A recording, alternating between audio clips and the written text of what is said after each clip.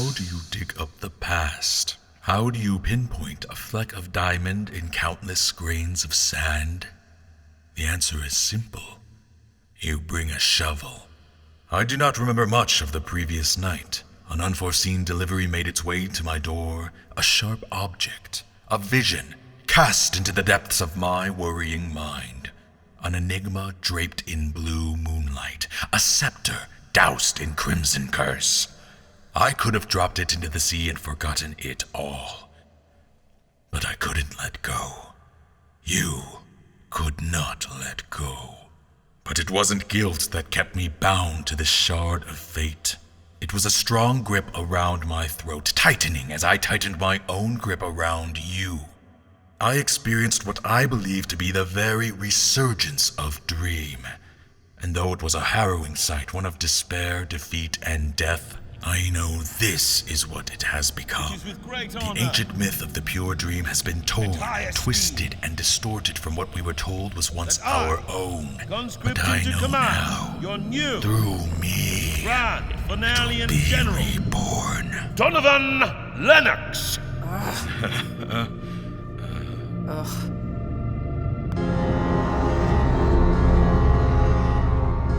Dreams drift in and out of our conscious realms, dancing, blending, fusing themselves to memory until we can no longer ascertain what is real from fabrication.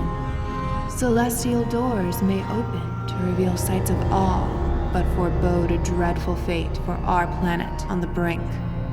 From JetFalco and DreamersEcho.com, this is Mondrea Memories, the Dreamer's Echo podcast.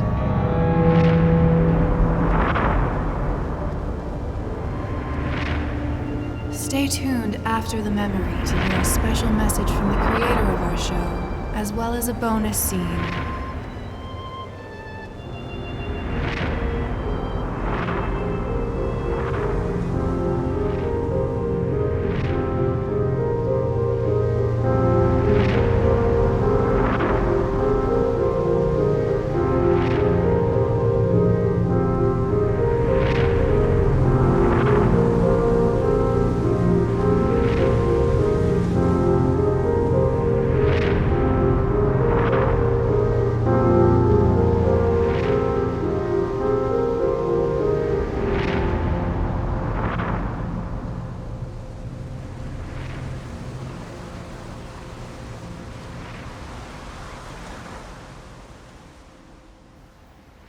Memory 2, Hazel Renauld, Hunter for Hire.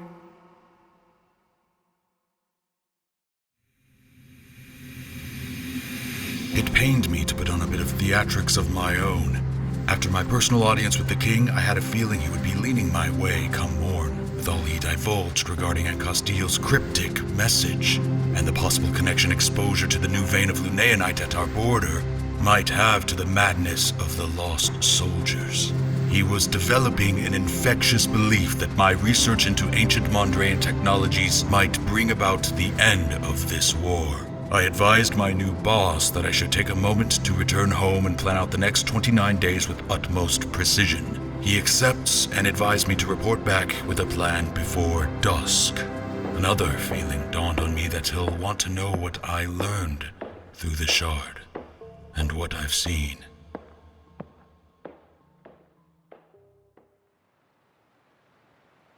Lieutenant! Captain Torsion, you wish to see us? Keeping your eyes glued to Lennox, I trust. That's impossible.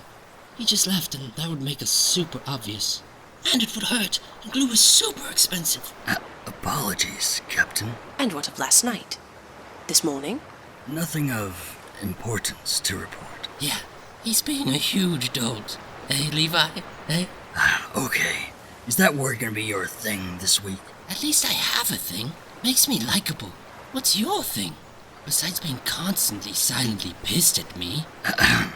Lennox is gone. You don't have to whisper anymore. Oh, right. Then why are you all whispering? This is my normal speaking voice. Shut up. You really have nothing unusual to report. Bumps in his schedule, punctuality, routines, wardrobe choice, what he ate for breakfast, behavior? Nothing out of the norm? I mean, what do you expect? Man woke up, had some eggs, went to work, showed up here, became general. Pretty normal day. Now that you mention it, he seems a bit off. Go on. Well, last night, What? I saw him. Outside. On his balcony. And what exactly was he doing out there so late? He was just staring. Out. Into nothingness. That's it? What? Boris, you started early? When was this? A bit past midnight. Oh, sorry, Levi. Cap said watch him. I was just following orders. Did you even sleep? Do you even sleep? What else did you see? Everything. And I mean everything. Come on, man. At least draw the line somewhere.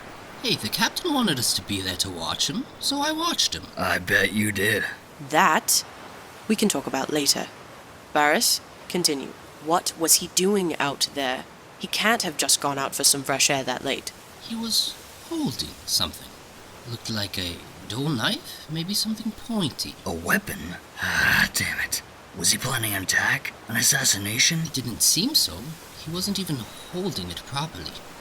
It looked like he was almost gonna drop it into the sea. Intriguing. Anything else? He stood there for at least an hour. Then he went back inside, sat at his desk, and just stared at that knifey thing for the rest of the night. Like he was in a trance. Seriously doltish. Go on. Come sunrise, it was like he was back to normal. Got up, got ready, had breakfast, and left for work. Don't even think he got a wink of sleep. Did you? Me? We really need to sync our schedules better. Continue your assignment, boys. And Varys, great work. Both of you, keep your eyes open.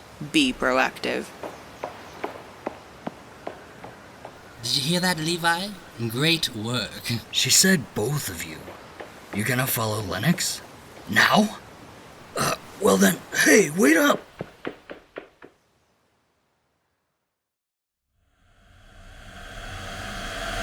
I acted as if I was taken aback, surprised. I hope at least the captain saw it that way. She must have felt a world of shock and perplexity from the look on her face as we dismissed the court.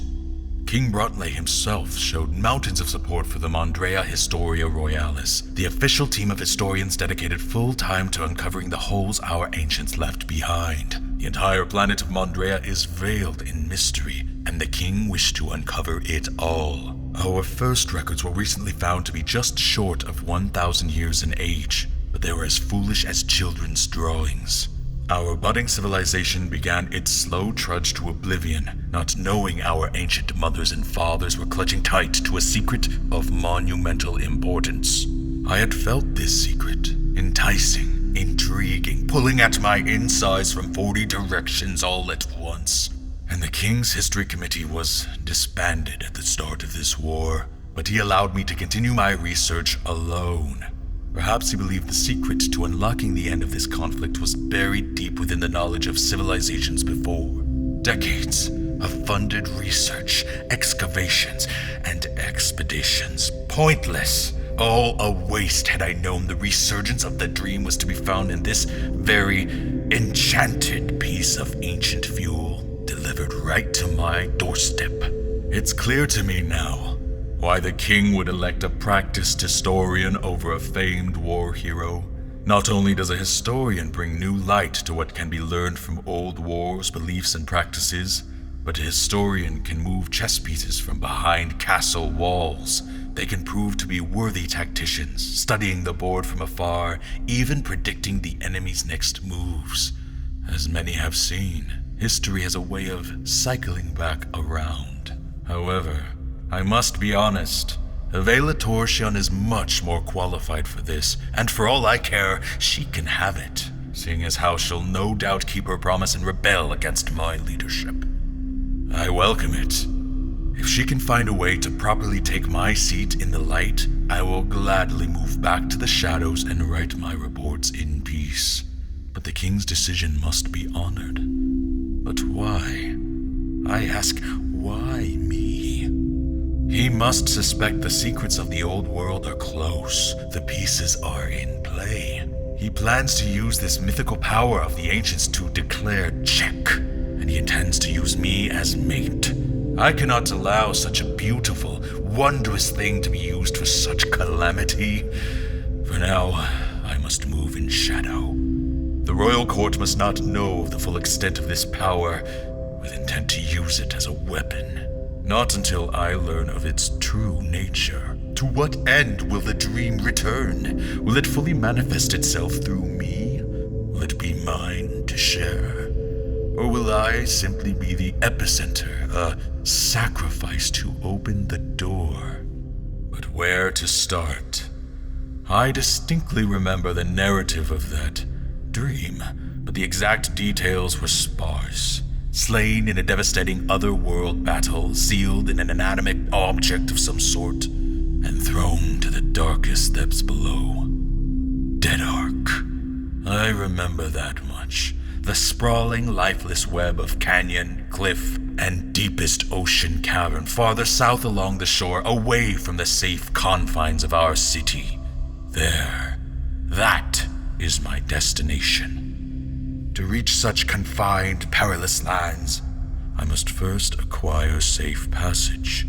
Safe, secret passage. I spent the rest of the morning preparing my small traveler's pack with the supplies necessary to survive the desert air for a few days abroad. I cannot use Phenalian transportation, royal or public, as all navigation records are logged instantaneously with the Conversational Ordnance Board. Fuel is precious and its usage tracked.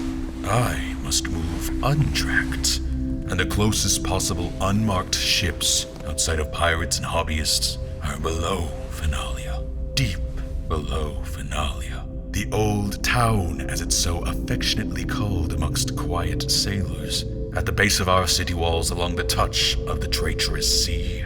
The market at the abandoned Phenalian dock. I will start there. I hastily threw on a scarf to conceal my face and gathered a few extra supplies to keep me sustained, should I overstay a day or so. One more quick glance in the bag before I shut it and the door. Should be enough. Wait, how could I leave without the shard? The shard is the key. Its unraveling tapestry of code to serve as my compass and my scope. It will show the way. I cannot leave the shop without it. And before I could step back and reach for my doorknob with my right hand, my left hand instinctively felt the outer fabric of my inner coat pocket from above the lapel. It's here, close to me. How could I forget? Of course. See? I told you the bloke had a weird knife. I think the dude might be what's weird. Stay out of the light. Sorry. Quiet. You're listening to Mondrea Memories. Podcast creators should only partner with products they believe in. That's why I'd like to share my good friends woodworking at dwarvenworkshop.net. Andy Goodman is a living woodsmith straight out of mythic legend, dedicated to providing you with one-of-a-kind wood decor, art frames, furniture, tabletop gaming supply, and even kitchen and cosmetic items never elsewhere seen, like his handmade beard combs and soap dishes. His custom orders are absolutely mythical legend. When comic creator JetFalco's keyboard tray broke in half after a comic drawing marathon, Andy stepped up and made him a custom artist dream setup, complete with live edge, stylus tray, mouse pad, and even the Dreamer's Echo logo inscribed upon it. There's a picture of it in the guest art section of dreamersecho.com. He's always willing to turn your imaginative idea into lifelong tangible wooden creation. To make game night classy, check out his custom burned dice towers, magnetic deck boxes, and bottle openers, as well as his impressive phone speaker amplifiers to add some bass to your next booming D&D sesh. You gotta see this stuff to believe it. Order the perfect gift for yourself or a friend at dwarvenworkshop.net. That's dwarvenworkshop.net. And tell Andy Jet sent you. This is Mondrea Memories.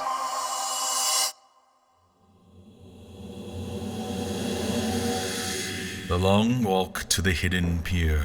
I've only ever made it a few times before on a few procurement missions for a couple of old books or supplies the markets above simply cannot offer.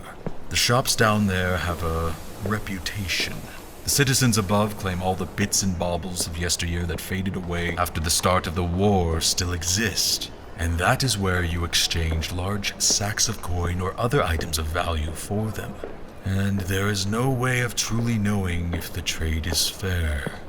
I really miss that Lufay Academy saber, and the G volume of Encyclopedia Mondrea just doesn't hold up. The desert roads just outside of town have been cordoned off to prevent unlawful entry in and out of the city, strictly regulating population, transportation, and resources. This created a need, an unwritten need. Several quieter citizens needed to get around regulated checkpoints. As far as I'm aware, there is only one entrance to the underground, behind the clocksmith, but there has to be more. A system of tunnels that complex is never bound to a single gate. I've seen every blueprint and spoken with every city planner and chief builder Finalia has ever employed, and I've never seen so much as a single sketch of the catacombs. And as far as the king and court know, they don't exist. I've surmised that Finalian people themselves created the halls below, out of the unwritten need to move illicit goods and bounty just out of royal gaze. They call it the Old Town, but the man-made additions are only half as old as the citadel above. The only old thing about this place may be the immersive cavern that opens to the sea, an ancient dock of sorts, now repurposed as a port for smugglers, hunters, and yes, even pirates. As the appointed royal historian, I should have reported movement down here ages ago. But as a proponent to the natural growth of the Mondrean citizen, I see the value of the Old Town, and recorded history has decided to turn an unwritten blind eye. It's been far too long since I've walked through these wrought iron doors. Even at noon high, the light doesn't reach this side of town. The clocksmith's building is just at the end of the market near the center, and its front doors are opened about half as much as the back courtyard. Just past the garden lies these iron cellar doors. The clocksmith must know about the traffic behind her shop, but the intricacies behind creating one of her fine timepieces is elaborate and dilatory. To put in a complaint would incite investigation, which would in turn delay production and repair of such a luxury, further endangering the survival of her family in such economic climate. Perhaps they capitalize on such a risky storefront locale. The coast was as clear as it could get. Surprisingly, only a few children scurry by shouting their chants as they tease and chase each other. Kids safely playing in the garden next to the cloaked passers-by is a startling juxtaposition. I could barely make out the word they were claiming turned their peers into the next elected pursuant. It sounded ancient, familiar. No matter. I joined the periodical strangers and passed through behind the cover of youthful laughter. Inside, there is little light. The damp, rocky halls below weave and descend out of sight. I must have passed 2 or 3 traders on the way out, and the nearest entering figure was nearly 80, 100 steps ahead. Maybe 2 more about 50 steps behind. I passed a torch every 200. Still, the dark claimed who or what these people were. I have learned to keep as much distance as possible from anyone down here. A quick brush of the shoulder could cost wallet or watch, and for anyone to catch the slightest glance at the face under the scarf would cost the face its new job. I have learned to trust the darkness whenever possible. Perhaps they choose to look away. Finalia is a city built on layers. More layers than I care to remember most days, but these deeper layers intrigue me. A few steps more and I'm forced to cover more of my face. I can't risk it. The old pier may be far from the sun, but its light made cold still worms its way to these tunnels. I've already passed several doors, some steel, iron, most wood, storage, specialized niche repair shops, independent refineries, and possibly some homes. After a 5-minute zig and a 15-minute zag, I believe I'm on the right path. The tunnels open up to a larger hall lined with wooden kiosks and merchants hawking unseen junk and illegal goods. I'm tempted to peruse the old shops for potential finds, but the roar of the raging waves beyond the wider cavern ahead remind me of my destination. A centuries-old wood and iron fishing vessel, flipped over and converted into a seaside bar serving rare delicacies, sour liquor, and terrible intel to the foulest rats, dogs, and worms Mondrea has to hide. The Drifting Dart, the first Phenalian airship that circumnavigated the continent over 8 centuries ago, and the Phenalian ship that made the first legal and illegal trades with Stalon, and the first ship that was shot down by Stalon at the start of the war. This may or may not be right where it resurfaced. More layers to Phenalian history, slowly sifting their way out with the sands of time. Could this be more than a tribute? Could this repurposed old tavern actually be that legendary ship, no longer restorable, made into a place of sustenance for the ragged subterranean community? I don't have the time or resources at the moment to find out. I'm here to find a ship of my own, and a skilled enough pilot to keep off Phenalian and Stalon radar. Now what in the hell would the new general need at Phenalia's seediest tavern? Maybe the guy needs an ale? Shut! Keep it down! Before opening the rusty front door of the bar, What is he I looked doing over down my here so early in the shoulders. day? Both shoulders. It's Get down. customary to do so in such a place, but something in my gut was telling me to be extra wary. No masks. Excuse me? No masks. Right. You want service? Lose the scarf, darling. I pulled up my hood a little higher and sunk my face a bit deeper behind my collar. Only then I promptly lowered the scarf from my face. That'll do. Watch your step. Thank you. A thick screen of haze and aimless chatter nearly halted my entry into the old muck palace. It's been over 2 years since my last visit to this pit. I'm surprised it's still open and operating with how much vile piss seeps through. At least the music is pleasant. Keep your distance. Constant reminders to keep a shoulder buffer. I made my way to the bar just to my left. Drink. A glass of Weaver's Mead, if you have it. No. Eraldine's Marbled Brandy, perhaps? Fresh out. Wheelblade Ale? Do you know where you are, friend? Surprise me then. Lousy service yields lousy drinks. The old man pounded a thick, cloudy mix down on the counter. It was chunky and very difficult to stomach the mere sight of it. It brought upon a retch to each taste bud it defiled, and to the mind, a simple vision of the moldy cask under the grimy counter to further ponder its origin. Where was I indeed? He's good.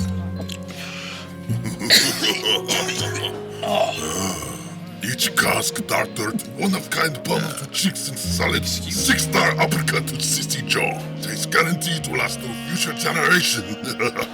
Prove it in-house, believe or not. Oh, it's my nose bleeding. The husky hairball of a barkeep hit the bar just enough to rustle a few drops free from everyone else's drink, keeping the place nice and damp. It's got quite the aftertaste. After, before, during is good. Now tell me, why one of King's own here in my bar, below city? I had hoped the smoke would hide my face at least. Not face. Nice go, Bowie. Buy it off ya. Damn it all. An amateur to these shadows, I had hoped my muted version of the royal colors would not show up in this light. The degrading stature of the burly drunk man on my right convinced me he's seen his fair share of battle. That, and his blackened, shriveled up version of a left leg and arm. What are you offering? I ain't got no monies, but I can make little figurines out of crud. Oh, and I give one hell of a handshake. Take off yours. Oh, so we're doing this? He gladly slid his weakened right arm out of the old brown cloak like a piece of cold poultry, and he used it to flop up his lifeless black left arm free like a piece of wet poultry. as I threw my own around him, keeping mine to my scarf staying fixed to my neck and jaw. I will miss that coat. Much warmer, durable. He'll cherish it for the few years he's got left down here. I can stomach the sweaty inner lining of my new one for maybe a day. Thank you for your service. I give the man a light pat on the shoulder, but I like to think it was one final farewell to my aged historian's overcoat. I suppose my new position will come with new uniform. I can use this to peep on old Braun. Classy, man. Keep the change, and forget you ever saw me, both of you. It was a trudge getting into that old man's cloak, but this will make blending in much easier. I turned away from the bar, took a step outwards, and silently surveyed the rest of the tavern for prospective pilots. I needed someone skilled, someone daring, not afraid to skim the waves and fly out of sight. My first instinct was to look towards the back booths, the far corners. Only the late lunch crowd, thirsty dockmen, and washed-up vets, all looking to ease the course. It took me a second to realize the most able pilot here was right in front of me. She started in the shadow just beyond the back hall, and her colors absorbed light through the cracked, vented ceiling with every step toward me. What's the new grand finale in general looking for in this old dump? She took a hefty swig of the glass jug in her right hand, and some rusty, bronze-colored swill streamed down the corner of her lips before she heaved it back over her shoulder. I didn't think news would travel as fast down here. It doesn't. I do. You've got a tail, General. I've got a table. Follow me. I'd never seen this woman before in my life, and she knows who I am. She knows what I am. I have no choice but to follow. If I did not, I would be risking my presence here as a threat or ransom to these inebriated criminals. As we step away from the bar past the hall, I took a quick glance over my shoulders, wary the tail is still on me. Seems my latest visit to the underworld is going swimmingly. You need a ship. What gave that away? Nice coat. Why else would the Army's new boss man be in the harbor of dirty pilots and bounty hunters? And in disguise, no less? And which of the two are you, if you don't mind my ask?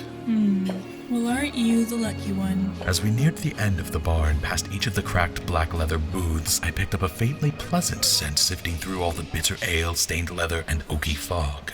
It wasn't overly sweet. Some sort of cedar wood and wild vanilla with notes of blood orange and piston oil. That was easy to pick out amongst it all, and easy to follow. It fit her strong combat boot steps in an odd but maliciously mellow way. Her strong sway pushed past her cloak just enough to notice the armament at her khakied hips, accompanied by a light clink and jingle of what I assume were knee pads, belts, and ammunition. Curiosity kept me close, absorbing what my dry eyes could past her woolen cloak, and I did not want to risk losing her in this late lunch crowd.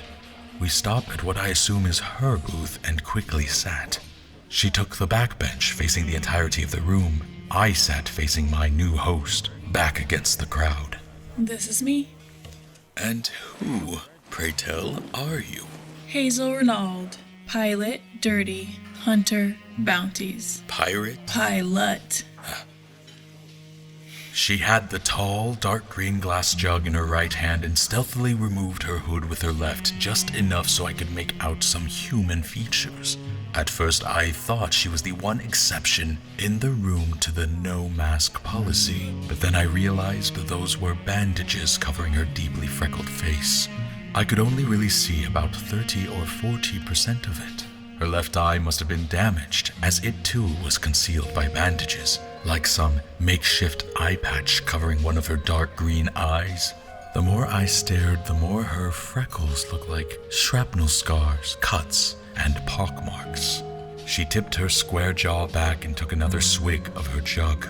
Luckily, a sliver of dusty sunlight managed to creep through the wallboards and crossed our table. I could make out dark brown, maybe black curly hair, half tied behind those face bandages. How in Lune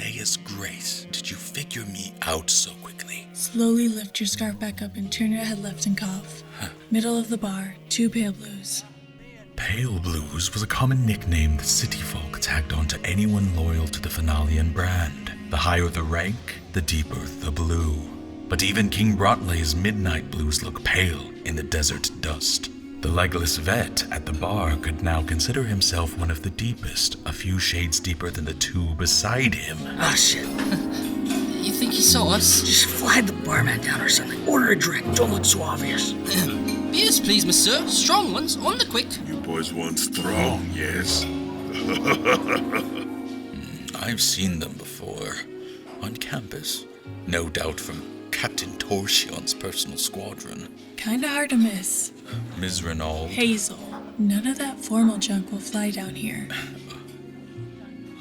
You spot a man in a blue coat being followed by 2 others. What makes you think I'm some sort of general? You kiddin'? You walk with more pomp than any one woman or man here. Try slouching for once in your fancy life, man. Well, you've no doubt noticed a theme down here. Ain't getting much of a deal without a deal. How much you payin'? The general's old paycheck's gotta be pretty hefty. When you hear of my destination, you won't want payment. You drive a hard bargain, General. Lennox. Donovan Lennox. Well, General Donovan Lennox, you might want to start barking hard price at these old sailors instead. Good luck to you. Dead arc. I realized I shouldn't have reached out and clenched her hand as she exited the booth. That word alone is enough to silence any of these old sailors. Ain't a thing. Not real. Whatever fake sunken treasure map you bought from the rascals outside, you can toss. That place ain't worth it. So you've been. There? Any pilot with 2 balls has at least tried to skim the desert surrounding. The hot, unforgiving wind is as unpredictable as any one of these fellows' work ethic. Ain't much to see but an endless blockade of walloping waves, overheating engines, and dust. I hear they're constantly adding to the ship graveyard weekly. Can't miss it. I have no treasure map.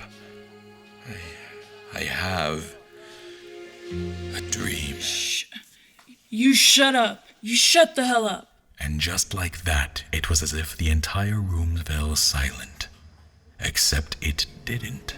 The bustle and fog of the drifting dart stayed strong into the early afternoon, but the air around Ms. Renaud's stare blocked off the rest of the world within an invisible wall, and the flood of thoughts erupted from her mind. With my next hanging words as the lighthouse in the storm, bulb aimed directly back at my eyes, blinding me beyond any sort of safety amongst her shore.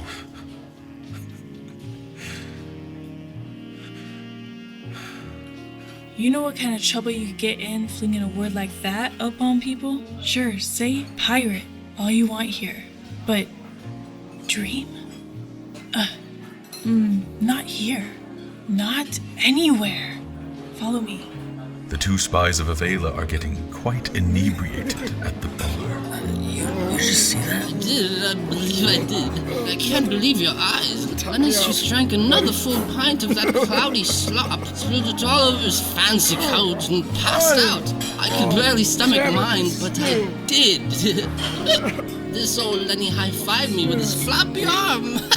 No, damn it. Bare ass. You had to have seriously fallen for that code switch trick. How much did you drink? He's over there. What? Well, this empty, Doctor. Pay the man, Boris. And get up. Me get up? I was up as up gets, friendo. Hey, General, can you do that high-five thing but with your limp foot? Boris, you... And with a bit of slight, we were long gone. You're listening to Mondrea Memories. I need a whiskey, hollow point ammo, and someone to just try.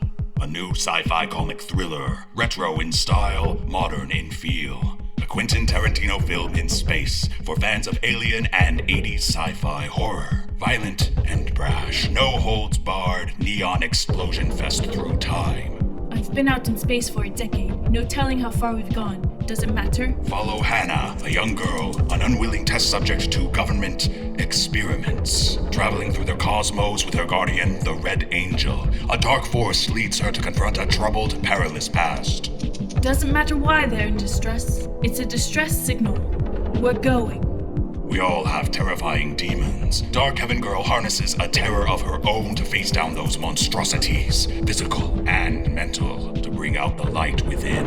Issue 1 available on Indiegogo.com. Backers of this new comic series will receive a limited-run variant cover by JetFalco. Dark Heaven Girl by Drayton W. Jones. A guardian to one, maybe a devil to another.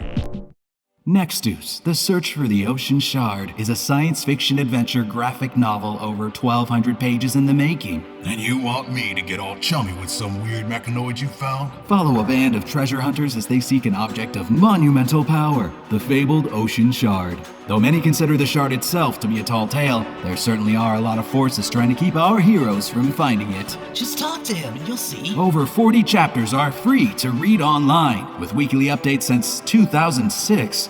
The journey continues at nextus.com. Nextus.com. This is Mondrea Memories.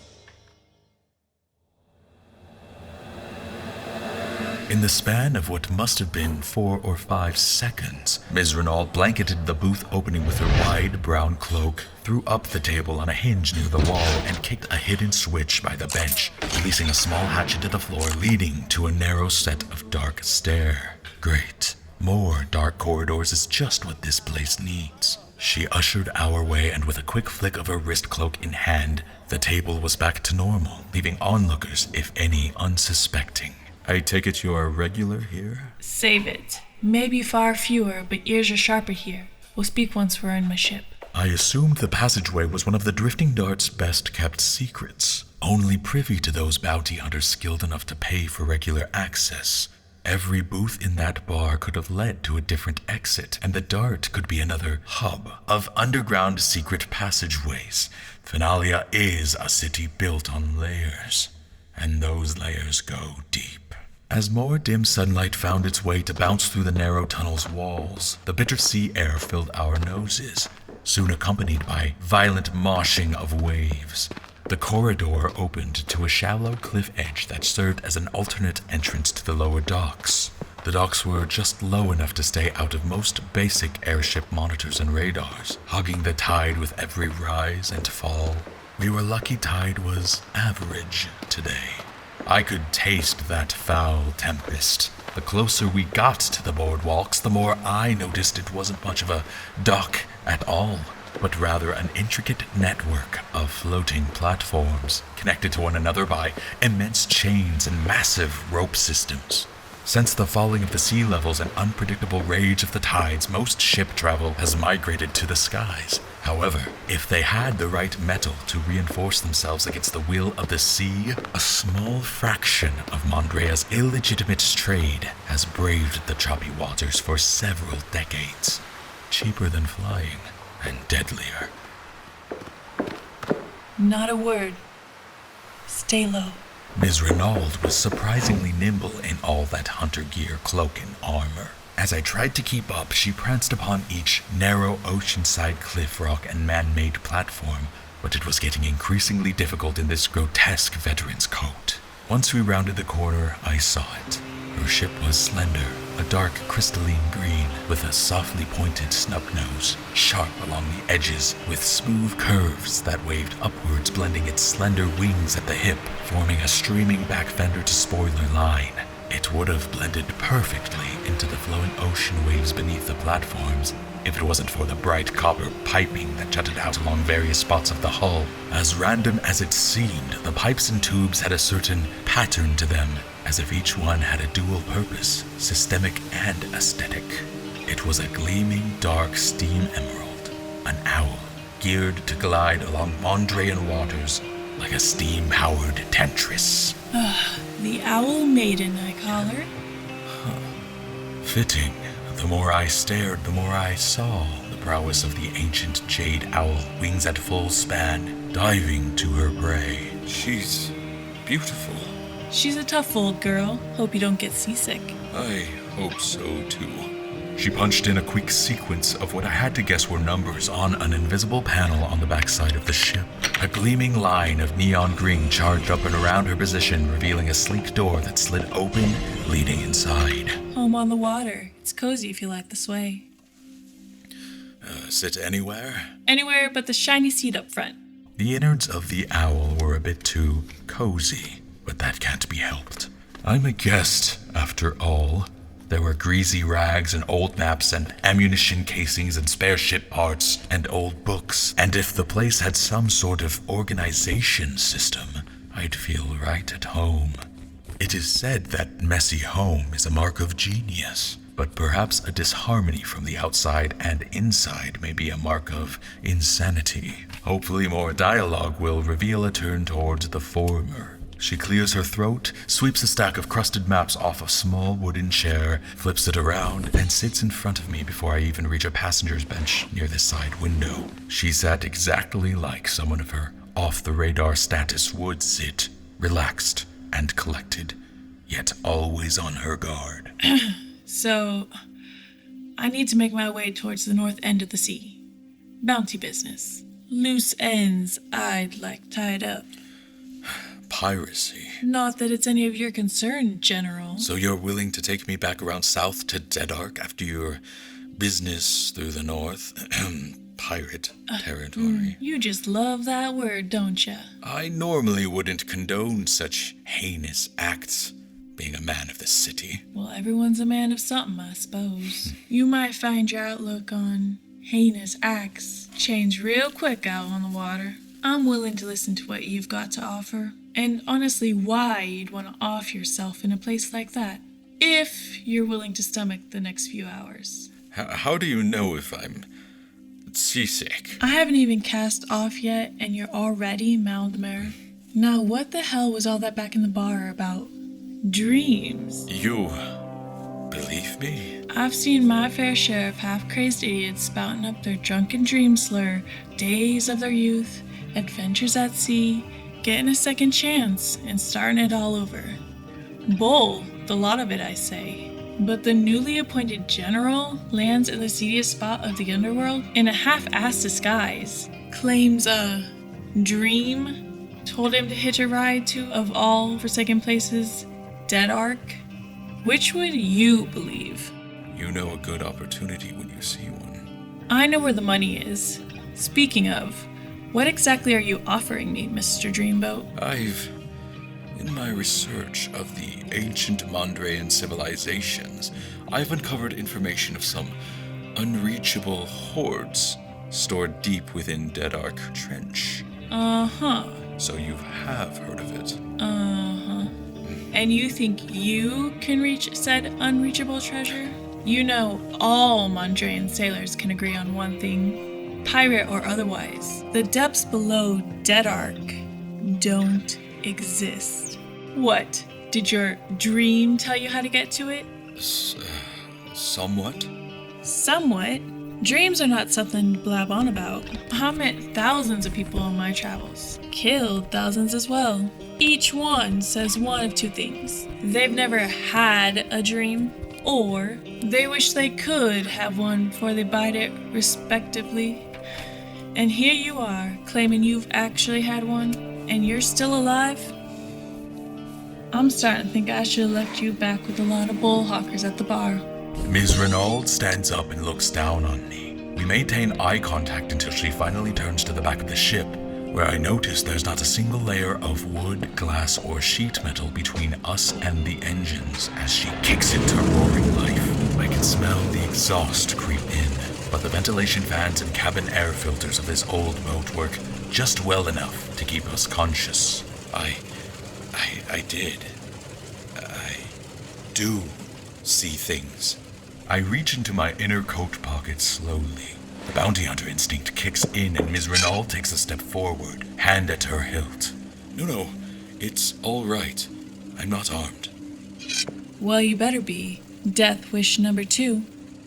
The crimson glow is gone, but the shard is still bright as ever, as bright as a deeply dark polished meteor like rock could be. Nice. Looking to add some Dead Arc eggs to your collection, eh? In my dream, I saw a devastating death. It was as if I died. Some ancient warrior, a sage perhaps, had struck me down with some ancient tongue, bound my soul to a lifeless tome of sorts, forever sealed away within the deepest, unreachable depths of Mondrea, beneath canyon, cavern, and sea, locked away, forced to suffer this confinement without solace. No life, no love, no peace, only dark. I could not breathe. I could not see. I could not think. I was simply left in the deep with a punishment worse than death. I was left to slowly wither away, alone. Except I wasn't alone. I had come from the ancient Mondrea, the dreaming Mondrea. A world of boundless wonder and temptation. I touched it. I lived it. I saw a lifetime of another dreaming man, and I saw his pains, his struggles, his visions of a gleaming future. And that spell woman chanted some dark speech, and I suddenly became a whisper in the back corners of my corroding mind, echoing back and forth until it destroyed my very being. How was this planet once such a fruitful tree, when all we see now is the rotting, barkless shell of its stump left to crumble in the ruthless sun? When I awoke, I was holding this key. A paperweight. It is the key to reopening the sealed book, breaking it forth from the depths of Mondrea, and ushering limitless power of Dream back to our people. A nice paperweight. So you saw a dream, and then you saw no dream. Am I missing something? You think we can get back that dream from whoever stole it? You actually think the treasure beneath Dead Arc is dreams? I don't expect you to understand the breadth of the situation here. Look, Ms. Renauld, if there is talk of another priceless treasure lining this ancient tomb of dream, so be it. It's yours, all of it. But I promise you, when, not if, but when you are blessed with the power of the boundless dream, you won't want for another man-made coin. And if it's all just more drunken spuns shattery? Name your price. You guessed right when you called out my new position back at the tavern. That new position comes with overly generous benefits. Consider yourself well off for the entirety of your remaining days. I'll consider myself your highest debtor, friend. Well, the next Grand Commanding General Finalis Royalis drives a hard bargain, and drives me to sea. Brace yourself. Ms. Hazel Renauld winked with her visible eye, turned about to sit in the shiny seat up front, and in seconds the engine was tearing us from the anchors of that seedy underbelly and nudging us out to sea. I leaned a bit to grip the seat, hoping the tossing sea wouldn't toss me.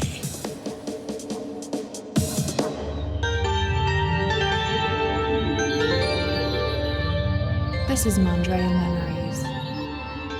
Keep listening for a special message from the creator of the show, as well as a bonus memory.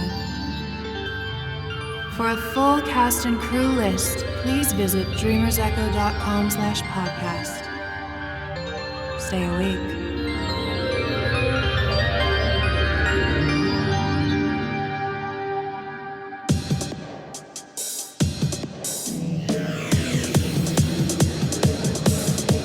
Hey everyone, thank you so much for listening to episode 2 of Mondrea Memories. I can't express fully how thankful I am for your time and all of your appreciation. I work really hard on creating a unique listening experience, and I truly appreciate you all. Thanks for listening.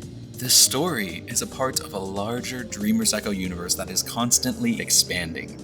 The podcast is made to be enjoyed as a standalone adventure, but what you might not know is it can also be a thrilling prequel to the comic, which returns with new pages and soundtracks this fall.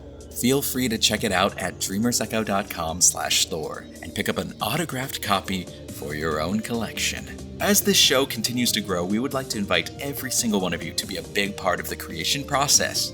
Outside of my lovely guest voice talent, I do about 100% of the work here, and it is quite a challenge to create an epic-sounding adventure as it is to find amazing, supportive people out there who will keep the lights on. Please consider joining our Patreon page to keep the comics, music, art, and yes, these one-of-a-kind adventure podcasts going strong.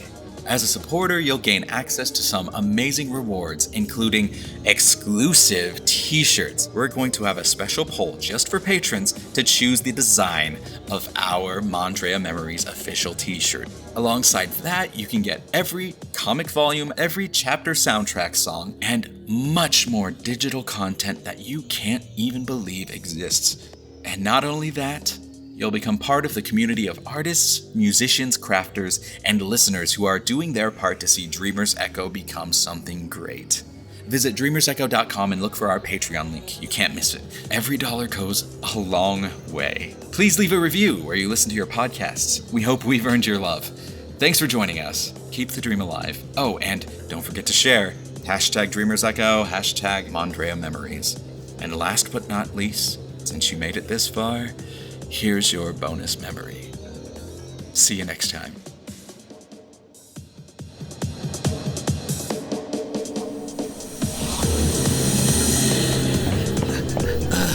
I don't see them anywhere, Levi. Ah, damn it! They had to have left from the tether docks. There's no other way out of this hellhole. Wait, What? hear that, mate? Yeah, engine kicking on. Just out of reach, round back. Hurry! Wait, turn on your radar cloaking device so they don't spot us. Radar cloak? Why the heck didn't we use that in the bar so that lady wouldn't see us? Radar cloaking doesn't make you invisible, bare ass. It just distorts any sort of ping we give off. If they have radar in their ship. Oh, that's nifty. Hurry, they're getting away. Wouldn't it be better to go topside for our own ship? Maybe commandeer a docked fishing vessel? No time. Look, her ship's by the water. We'd lose it above in our dropship. Jump! This is a pretty slick plan, Levi. Hey, you were the one who stayed up and watched him all night. Cap said proactive, and this is proactive. Ah, damn thing shocked me. His cloak thing is working water, right, Levi? Oh, guess not. Well, as long as we stay close to the ship, they shouldn't notice us on screen. Hold tight, she's taking off. Not me, you ass, the ship. Oh, right.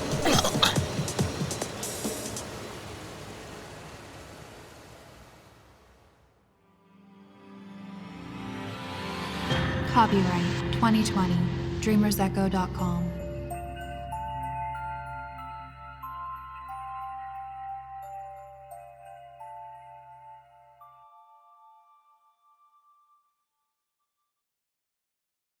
Creative Commons Attribution License Non-Commercial No Derivatives.